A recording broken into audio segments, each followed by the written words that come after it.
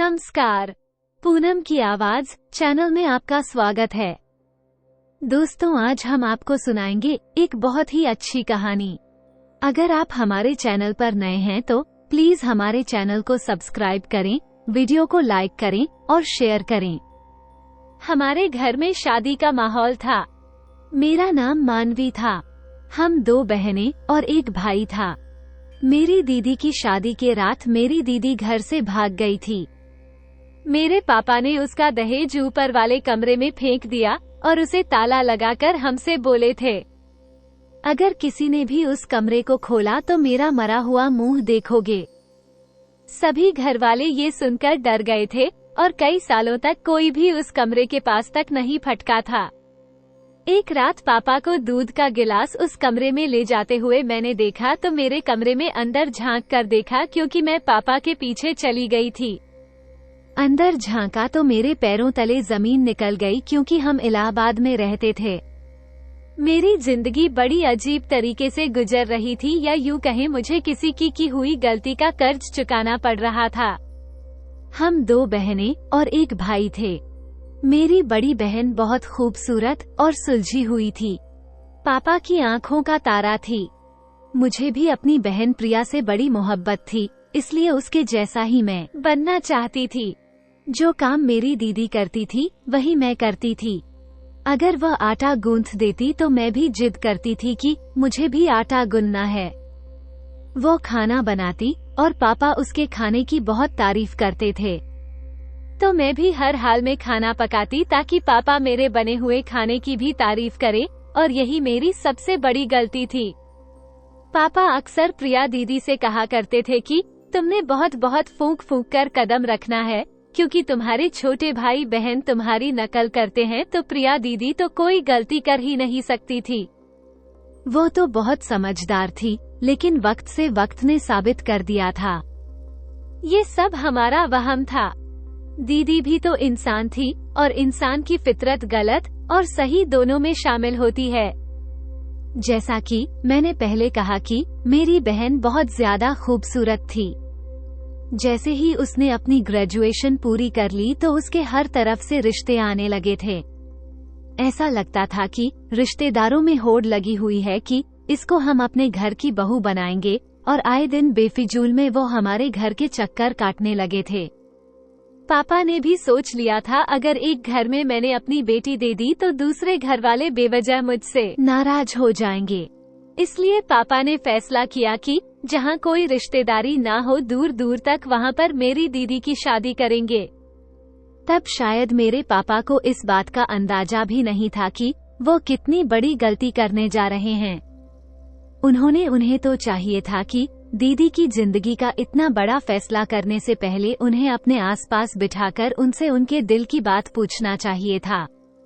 उनसे दिल की बात मालूम करके की कोशिश करनी चाहिए थी।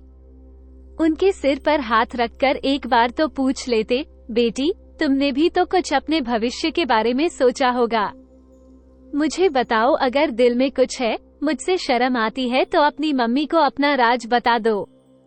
मगर पापा ने इस मामले में घर में किसी से भी या किसी भी सदस्य की मर्जी जानने की कोशिश नहीं की थी। उन्होंने बाहर से ही किसी से बातचीत करके दीदी का रिश्ता तय कर लिया था, और बात मर्दों के बीच में शादी का रिश्ता जो पक्का हो गया था। एक दिन पापा ने मम्मी से आकर कहा कि मैंने प्रिया का रिश्ता पक्का कर दिया है, और वे बहुत अच्छे लोग हैं, खाते पीते घर के हैं, अमीर घर है, हमारी बच्ची को बहुत खुश रखेंगे। मम्मी बिल्कुल चुप रह गई थी। सिर्फ मम्मी पर ही नहीं, हम पर भी बहुत तेज बिजली सी गिर पड़ी कि हम तीनों भाई बहन एक कमरे में बैठे हुए थे और एक दूसरे की तरफ सवालों सवालिया भरी नजरों से देख रहे थे कि यह ऐसा कैसे हो गया, क्यों हुआ और कैसे हुआ। खैर मम्मी कहने लगी, देखिए जी, यह कैसे हो सकता है। लेकिन दीदी तो बिल्कुल सोच में पड़ गई थी। अगले दिन मम्मी हम बहनों के कमरे में आई और हमसे कहने लगी, रिया अच्छे से तैयार हो जाना, आज तुम्हें लड़के वाले देखने आ रहे हैं। दीदी शिकवा करने से अपने आप को रोक नहीं पाई और बोली, मम्मी मुझे पापा से इस तरह के फैसले की हरगिज उम्मीद नहीं थी। तब मम्मी चौंक गई।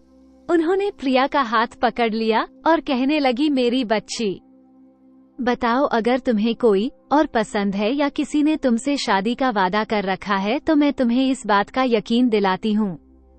अगर तुम्हारी पसंद अच्छी हुई तो मैं तुम्हारी शादी उसी जगह करवा दूंगी जहाँ तुम कहोगे। दीदी ने ना में सिर हिला दिया और बोली, नहीं मम्मी, ऐसी कोई बात नहीं कर रही हूँ मैं। मगर फिर भी मेरे दिल को अजीबो गरीब विचारों ने घेर लिया है। ऐसा लगता है ये शादी मेरे लिए खुशियाँ लेकर नहीं आएगी बल्कि मेरे मुकद्दर की बर्बादी बन जाएगी। मम्मी तो दीदी की बात सुनकर तड़प उठी थी। मम्मी बोली, प्रिया, ऐसी बातें करने से पहले यह नहीं सोचा कि मेरे माँ के दिल पर क्या गुजरेगी। तभी वे लोग दीदी को देखने के लिए आ गए थे। उनमें एक बूढ़ी औरत थी और एक जवान लड़की थी। उन्होंने बताया कि लड़के की माँ तो बीमार है और हॉस्पिटल में है और कोमा में है, इसलिए लड़की की दादी और बहन आई हैं। मम्मी ने मुझे कहा, मानवी जाओ और दीदी को अपने साथ ले आओ। लड़के की दादी ने दीदी को बहुत प्यार किया था। वो लड़की भी बहुत अच्छी लग रही थी जो उन्हें देखने आई थी। उसने तो अभी से दीदी को भाभी कहना शुरू कर दिया था। फिर जाते हुए लड़के की दादी ने दीदी के हाथ पर पैसे रख गई थी। सच कहूँ तो प्रिया, मेरे दिल को बड़ी तसल्ली सी मिल गई है। तुम बताओ प्रिया, तुम्हारी क्या राय है? दीदी तो जैसे मारे शर्म के लाल हुए जा रही थी। उनके गाल तो बिल्कुल लाल लाल हो गए थे। दीदी बोली कि मम्मी, मुझे इस रिश्ते से कोई ऐतराज नहीं है। फिर तो जैसे हमारे घर में खुशियों का माहौल हो गया था। कोई नहीं जानता था कि खुशियाँ बहुत जल्दी गम में बदलने वाली थी। सब कुछ बहुत अच्छे तरीके से हो रहा था, कुछ भी गड़बड़ तो नहीं थी। दीदी भी खुशी खुशी हर चीज में हिस्सा ले रही थी।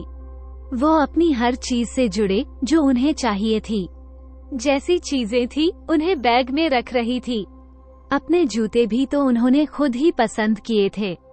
सिर्फ इतना ही नहीं बल्कि बारात के लिए अपनी मर्जी का पार्लर भी खुद ही तय किया था। सब कुछ अच्छा भला था।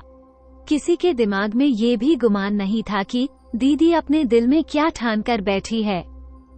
घर वाले सब बहुत खुश थे। मैंने तो एक हफ्ता पहले ही ढोलकी का इंतजाम कर लिया था। मम्मी ने तो मुझे मना किया था कि मानवी लड़कियों की शादी पर इतने दिन पहले ढोलकी नहीं बजाई जाती है, मगर मैं कहाँ मानने वाली थी। ढोलकी की हम लोगों ने बहुत बजाई थी और बहुत जो दीदी के लिए गाने गाए थे और बहुत एंजॉय कर रहे थे। बल्कि अपनी फरमाइश पर अपनी मर्जी के गाने भी हम गवाया करते थे। मुझे तो ऐसा लग रहा था अगर शर्मो हया नहीं आ जाती तो खुद दीदी भी हमारे साथ बैठकर गाने लगती। खैर, वक्त गुजर गया और दीदी की बारात का दिन आ गया। दीदी बहुत महंगे पार्लर से तैयार होकर आई थी। उन्होंने अपनी अपनी पसंद का लहंगा पहना हुआ था।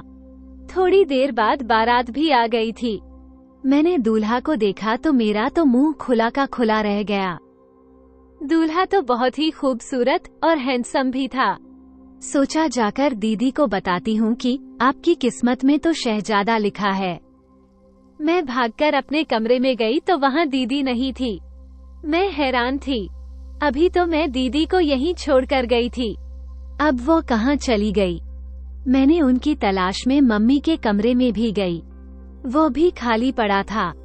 मेरी फिक्र अब बहुत ज्यादा बढ़ गई थी। मैं जल्दी से बाहर आई और अपनी मम्मी को ढूंढने लगी। मेरी मम्मी मेहमानों की खातिरदारी में लगी हुई थी। मैं मम्मी का हाथ पकड़कर एक कोने में ले गई और बोली, मम्मी, प्रिया दीदी अपने कमरे में नहीं है। तो मेरी मम्मी ने कहा, अरे वो यहीं कहीं होगी, और मेरा हाथ झटक दिया और बोली, यहीं कहीं होगी, पीछे हटो। मुझे अभी सब मेहमानों की से मिलने दो। और वे इस अंदाज में बात कर रही थी जैसे उन्हें किसी चीज की गलत होने का अंदेशा ही ना हो। तब मैं मम्मी का हाथ पकड़कर झंझोड़ कर बोली, मैं बोल रही हूँ मम्मी, मुझे बहुत घबराहट हो रही है। मम्मी फिर चौंक गई और बोली, तुम्हारी घबराहट मैं दूर करूँ? और मम्मी मेरे साथ आ गई। मेरा हाथ पकड़कर मम्मी हमें दीदी के कमरे में ले गई और एक कमरे से दूसरे कमरे में और दूसरे कमरे से तीसरे कमरे में हम दीदी को ढूंढते रहे मगर वह नहीं मिली। मम्मी के चेहरे का रंग उड़ गया। तब जयमाला का टाइम हुआ था और जयमाला के लिए शोर होने लगा था तो पापा कमरे में आए। उनकी आंखें भी लाल सुर्ख हो रही थी। शायद उनके अपनी बेटी की विदाई का गम उन्हें साल रहा था। इतने में ही उनकी चहेती बेटी उनकी इज्जत को तार तार कर गई है। उन्हें तो ये भी पता नहीं था, वह तो अपनी बेटी की विदाई का उन्हें गम हो रहा था। तभी मम्मी ने कहा कि देखो प्रिया बिटिया कहाँ है। पापा कहने लगे जल्दी करो, प्रिया बिटिया को ले चलो, जयमाला का टाइम हो रहा है। मम्मी रोते हुए पापा से बोली देखिए जी, प्रिया नहीं मिल रही है। पापा बड़ी हैरानी से मम्मी की तरफ देखने लगे और बोले क्या मतलब है, प्रिया नहीं मिल रही है, यहीं कहीं होगी। मम्मी रोते हुए बोली मैंने घर का कोना कोना छान मारा है जी। ये सुनकर तो पापा दिल पर हाथ रखकर दहाड़े मार मार कर रोने लगे और कहने लगे कमली अब मेरी इज्जत तो खाक में मिल जाएगी। अब कोई मुझे इस रुसवाई से कौन बचा सकता है? कोई नहीं बचा सकता। मेरी तो बहुत बेइज्जती हो जाएगी, चारों तरफ मेरी रुसवाई होगी। तुम ही बताओ कमली, मैं क्या करूं? लोगों का सामना कैसे करूं? कैसे जाकर बारातियों से कहूं कि बारात वापस ले जाओ, क्योंकि मेरी बेटी ने मेरी इज्जत नीलाम कर दी है। मम्मी भी रोए जा रही थी। फिर मम्मी बोली देखिए जी, आप बिस्तर पर जाकर लेट जाइए। मैं कोई बहाना बनाती हूँ कि मेरे पति की तबीयत खराब हो गई है, ऐसे में हम अपनी बेटी को विदा नहीं कर सकते हैं। बाबा बोले कि कमली तुम्हें इतना, तुम्हारे अंदर हौसला है। मम्मी ने अपने आंसू पोंछे और कहने लगी आपकी इज्जत बचाने के लिए मैं कुछ भी कर सकती हूँ। तब पापा चीख कर बोले काश कमली तुमने लड़कियों को अच्छी शिक्षा दी होती। मम्मी ने सबके सामने जाकर फिर कह दिया था कि देखिए जी, मेरे पति को दिल का दौरा पड़ गया है, ऐसे में हम अपनी बेटी को विदा नहीं कर सकते। आप लोगों की बड़ी मेहरबानी होगी। आज आप लोग बारात वापस ले जाएं और फिर किसी दिन अपनी अमानत को फेरे डलवाकर सादगी से घर ले जाना। हर तरफ बातें बनने लगी थी कि मम्मी ने तो खुद को कमरे में बंद कर लिया था। लोग तरह तरह की बातें कर रहे थे और हमारे पास उनका जवाब नहीं था। इसलिए हम सब एक ही कमरे में दुबके हुए बैठे थे। हमने कभी सोचा भी नहीं था कि प्रिया दीदी के हाथों ऐसी बुराई हमें सहनी पड़ेगी। मम्मी बोली थी देखिए जी, इस तरह आपकी तबीयत खराब हो जाएगी, बच्चों तुम्हारी मदद करेंगे। पापा बोले तुम तो बात ही मत करो कमली, तुम्हें मेरी इतनी फिक्र होती तो अपनी बेटियों को लगाम डालकर रखती। मम्मी बेचारी बहुत शर्मिंदा हुई जा रही थी। पापा ने सारा दहेज का सामान छत वाले कमरे में फेंक दिया था और उसका ताला लगा दिया था और बोल दिया था कि कोई भी इधर नहीं जाएगा और अगर जाएगा तो मेरा मरा हुआ मुंह देखेगा। उसके बाद हमारे घर में एक अजीब सी सूरत हाल थी। हर दफा हम एक दूसरे से नजरें चुराने पर मजबूर थे। पापा भी हम सबसे छुप छुप कर रोते थे। जब वो नीचे आते थे तो बहुत थके थके लगते थे, आंखें सुर्ख लाल होती थी। मम्मी कहती थी तुम्हारे पापा हम सबसे छुपकर छत पर जाकर रोते हैं। हमें तो यही लगता है कि दीदी की शादी का किस्सा खत्म हो गया। मगर 1 महीने के बाद हमें लड़के वालों की तरफ से फिर फोन आ गया था। तो जो लड़का था उसका नाम अर्जुन था। उसकी दादी मम्मी से कहने लगी थी देखिए, इतना महीने हमने आपसे कोई बात नहीं की क्योंकि हम आपसे नाराज थे। बारात को आप लोगों ने वापस कर दिया था, मगर अब ठंडे दिमाग से सोचो तो आपकी भी इसमें कोई मजबूरी रही होगी। ये भी हो सकता है आपकी बड़ी बेटी ने रिश्ता करने से इनकार कर दिया हो और विवाह के लिए मना कर दिया हो और आपने अपनी इज्जत बचाने के लिए अपने पति की बीमारी का बहाना बना लिया होगा। अगर ऐसी कोई बात है तो हमें उस पर भी कोई एतराज नहीं है। अगर आप अच्छा समझो तो आप अपने पति से यह राय मशवरा कर लो, हमें अपनी छोटी बेटी का रिश्ता दे दो, क्योंकि हमने बहुत से घरों में रिश्ता ढूंढा पर आपके बच्चों जैसे वो बात उनमें नहीं थी। हमें हर जगह मिलावट ही मिली। अगर आपका घराना हमें अच्छा लगा है, इसीलिए हम चाहते हैं कि किसी न किसी तरह हमारी रिश्तेदारी आपसे हो जाए। मेरी मम्मी कहने लगी, ठीक है, मैं अपने पति से राय मशवरा करके आपको बताऊंगी। मम्मी ने अपना फोन बंद कर दिया था और मुझसे बोली, मानवी तुम कहो तो ये रिश्ता तुम्हें मंजूर है। मैंने अपने कंधे उचका दिए और कहा, दीदी के जाने के बाद पापा ने जिस तरह से मेरा जीना हराम कर रखा है, मुझे तो नफरत की निगाह से देखते हैं। मैं चाहती हूँ कि दिन से रात ना हो और मैं यहाँ से चली जाऊँ और दोबारा यहाँ पर वापस लौट कर ना आऊं। मम्मी मेरे गले में अपना हाथ डालकर रोने लगी और बोली, बेटी हमारे नसीब है, ऐसे ही किसी की सजा हमें मिलती है। तुम्हारी माँ के साथ भी तो ऐसा ही हुआ था और तुम्हारे साथ भी ऐसा ही हो रहा है। मैं सोचती हूँ गलती कोई करता है और सजा दूसरे को मिलती है, इसलिए चाहती हूँ कि तुम्हारी तकदीर बदल जाए। मगर मैं क्या करूँ बेटी, मैं तो खुद मजबूर हूँ, हमारे हाथ बंधे हुए हैं। मम्मी इस कदर टूटी हुई थी, मुझे भी उनकी हिम्मत बनना पड़ा। मैं मम्मी से बोली, मम्मी आप नाराज मत हो, सब भगवान अच्छा करेगा। और मैं उठकर अपने कमरे में चली गई क्योंकि पापा के घर वापस आने का समय हो गया था। आज मेरा दिल अजीब सा धड़क रहा था क्योंकि आज मेरी किस्मत का फैसला हुआ था। जैसे ही घर का दरवाजा खुला, मैं अपने कमरे की खिड़की में आकर बैठ गई। पापा घर में आ गए थे। पापा ने पहले इधर उधर देखा और आंगन को खाली पाकर वो दबे कदमों से किचन में चले गए थे। मुझे उनके इस तरह के अंदाज पर बड़ी हैरानी हुई। फिर थोड़ी देर बाद वे वापस आए और उसके बाद किचन से वापस आए तो उनके हाथ में दूध का गिलास नजर आया। उन्होंने फिर इधर उधर देखा, जैसे वो काम बड़ी समझदारी और सावधानी से कर रहे थे। वो किचन में गए और किचन में से एक गिलास दूध लिया और फिर धीरे धीरे सीढ़ियां चढ़ने लगे और फिर छत पर चले गए और मैं बिल्कुल हक्का बक्का सी खिड़की में बैठी रह गई, उन्हें देख रही थी। ये सब अभी मेरी नजरों आगे हुआ था। ये सब क्या था? ये तो बिल्कुल आम सी बात थी, मगर पापा के खुफिया अंदाज ने उसे खास बना दिया था।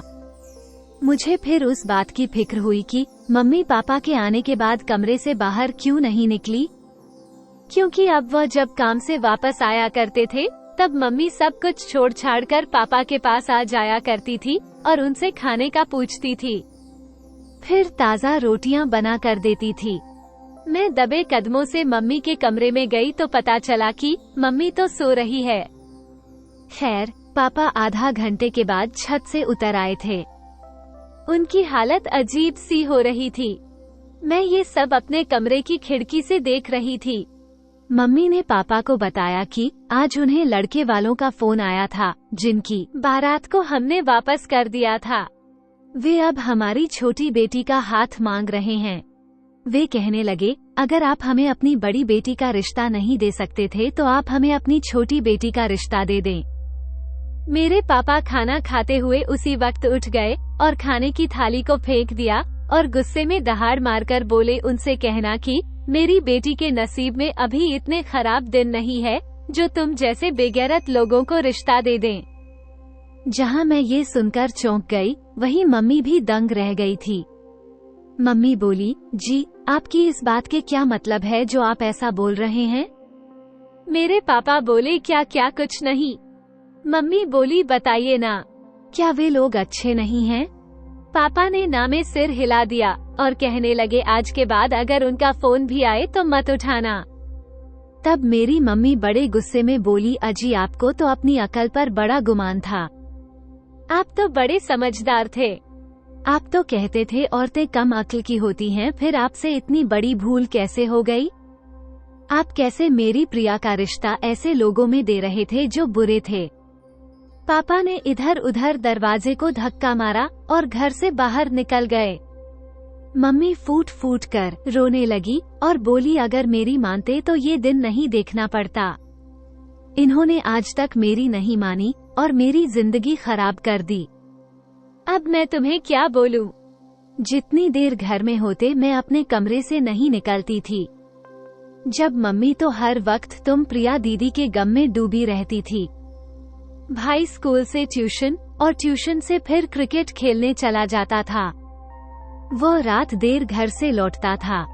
ऐसा लगता था जैसे वो भी घर के माहौल से भागना चाहता था। अब अक्सर पापा को मैंने छत पर दूध ले जाते हुए देखा था। मैं समझ नहीं पा रही थी कि वो दूध का गिलास छत पर क्यों ले जाया करते थे। मैं हर वक्त इसी बात से परेशान रहने लगी। इस वजह से मुझे नींद भी नहीं आती थी। मैं सारा दिन प्रिया दीदी को याद करके रोने लगी थी, और क्योंकि प्रिया दीदी मेरी बहुत अच्छी दोस्त भी थी। काश वो इतना गलत कदम नहीं उठाती। रात बहुत गहरी हो चुकी थी। आसपास के कुत्तों के भौंकने की आवाज आ रही थी। मैं उठकर अपने कमरे की खिड़की में बैठ गई। तब मुझे कोई अजीब सा महसूस हुआ, जैसे कोई हमारे आंगन में घूम रहा हो। मैंने गौर किया तो वो कोई और नहीं, मेरा बाप था। मैं चौंक गई। पापा के अंदर से ऐसा लग रहा था जैसे आज वे बहुत मजबूर हों। मुझे भी आज उन पर तरस आने लगा था। लेकिन पापा फिर से छत पर जाने लगे थे, और वह कमरा जो पापा ने दीदी के दहेज से भर रखा था, वह भी खुला हुआ था और उसमें से भी रोशनी आ रही थी। मैं भी पापा के पीछे पीछे चुपके चुपके उनके पीछे आ गई थी। देखना चाहती थी आखिर माजरा क्या है, और दरवाजा खुला था तो इसलिए मैं ये देखकर अंदर का मंजर देखने लगी। अंदर तो दीदी बैठी हुई थी।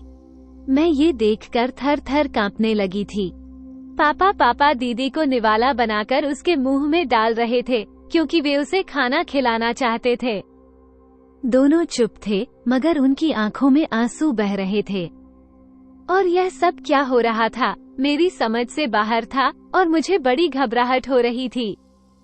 फिर बड़ी देर के बाद पापा ने बोला, देखो प्रिया, तुम मेरी बड़ी बेटी नहीं हो। और दीदी एकदम से पापा पर चिल्ला पड़ी और कहने लगी, इसीलिए आप ऐसा मेरे साथ कर रहे हैं कि मैं आपकी औलाद नहीं हूँ।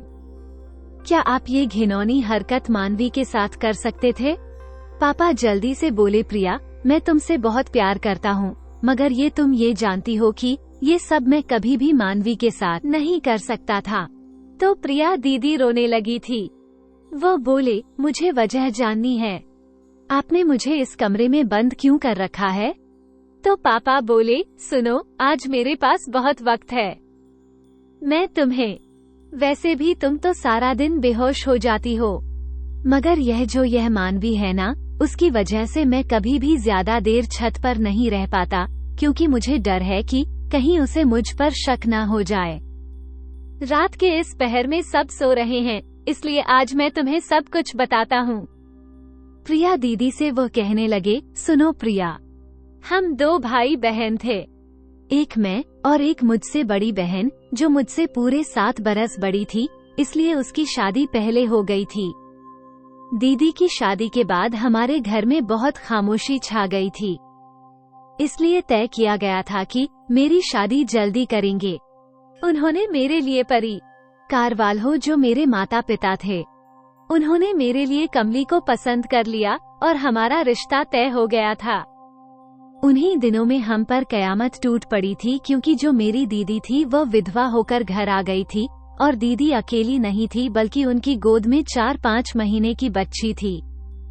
उन्हें ना अपनी फिक्र थी और ना ही अपनी बच्ची की। वह तो किस सोच में रहती थी। उन्हें बहुत गहरा सदमा लगा था।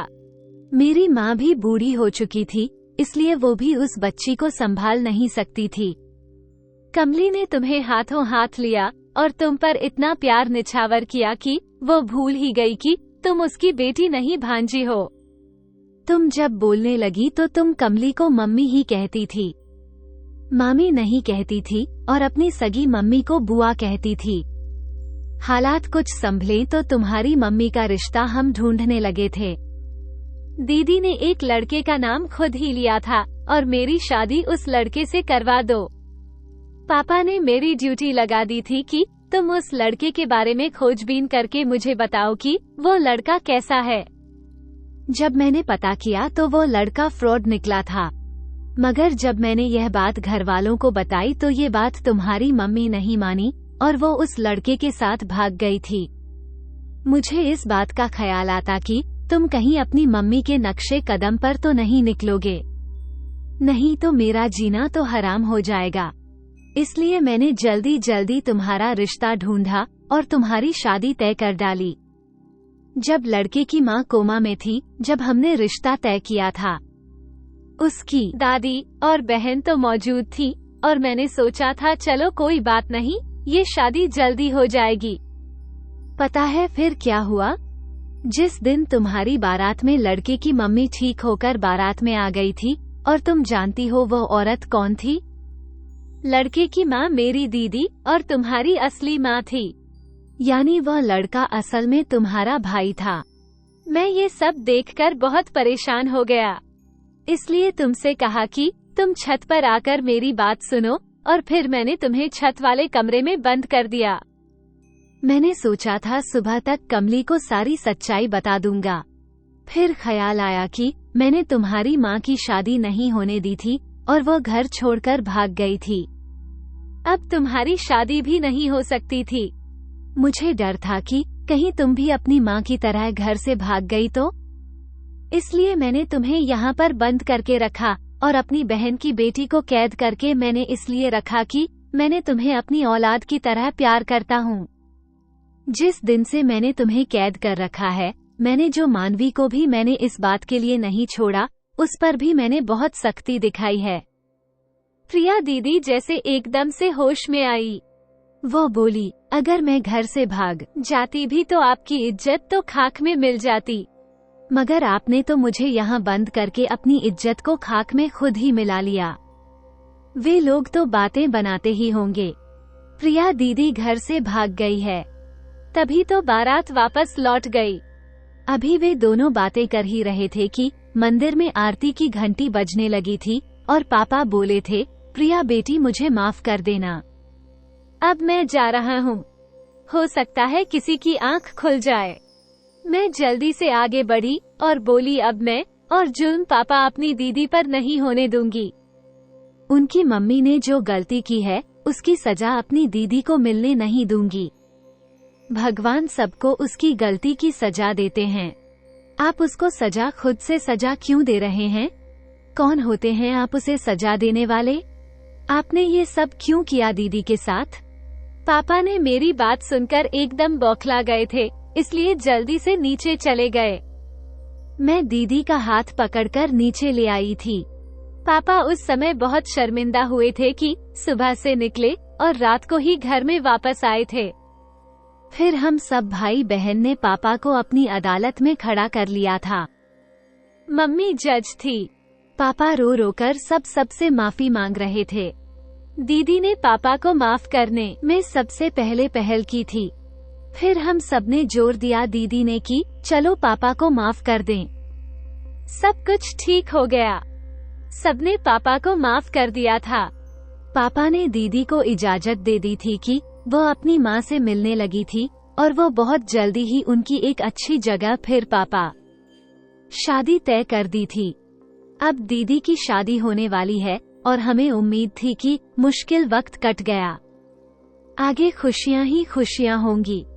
यह एक ऐसी मोटिवेशनल कहानी है, लेकिन आप लोग ऐसा बिल्कुल न करें। घर छोड़कर बिल्कुल न भागें। आप अपने दिल की बात अपने माँ बाप अपने से जरूर बताएं, क्योंकि भागना किसी भी समस्या का हल नहीं है। आपके माँ बाप भी आपकी बात को समझेंगे और सहमत होंगे तो माँ बाप औलाद का हमेशा भला चाहते हैं। वे कभी भी आपका बुरा नहीं चाहते हैं। दोस्तों, अगर आपको हमारी कहानी पसंद आई हो तो प्लीज हमारे चैनल को सब्सक्राइब करें, वीडियो को लाइक करें और शेयर करें। वीडियो को अंत तक देखने के लिए आपका बहुत बहुत धन्यवाद।